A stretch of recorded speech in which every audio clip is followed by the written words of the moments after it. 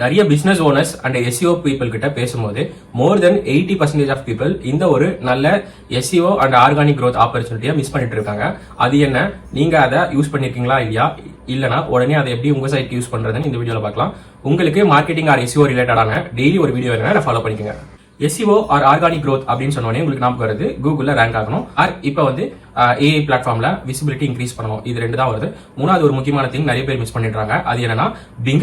நிறைய பேர் கிட்ட டிஸ்கஸ் பண்ணும்போது அவங்க பிங்கை கண்டிப்பா ஃபோக்கஸ் பண்ணியே இருக்க மாட்டாங்க, ஏன்னா அதுல யூசர்ஸ் கம்மியா இருக்காங்க அப்படிங்கறதுனால. பட் நீங்க ஒன்னு அண்டர்ஸ்டாண்ட் பண்ணிக்கணும், பிங்ல வந்து பாத்தீங்கன்னா காம்படிஷன் ரொம்ப கம்மி. அது மட்டும் இல்லாம அங்க இருக்க யூசர்ஸ் ரொம்ப ரிலவெண்டா இருப்பாங்க. மோஸ்ட் ஆஃப் தெம் டெஸ்க்டாப் தான் யூஸ் பண்ணுவாங்க. உங்களுடைய பிசினஸ் டெஸ்க்டாப் யூசரை ஃபோக்கஸ் பண்ணியிருந்தா நீங்க பிங்க உடனே ஃபோக்கஸ் பண்ணுங்க. அது மட்டும் இல்லாம பிங் நிறைய யூஎஸ் ரீஜன்ல நிறைய பேர் யூஸ் பண்றாங்க. பிங் யூஸ் பண்றவங்க எல்லாமே என்டர்பிரைஸ் லெவல் கஸ்டமரா இருக்காங்க. சோ நீங்க US market enterprise level customer அங்கெல்லாம் ஃபோக்கஸ் பண்ணீங்கன்னா பிங்க கண்டிப்பா இக்னோர் பண்ணாதீங்க.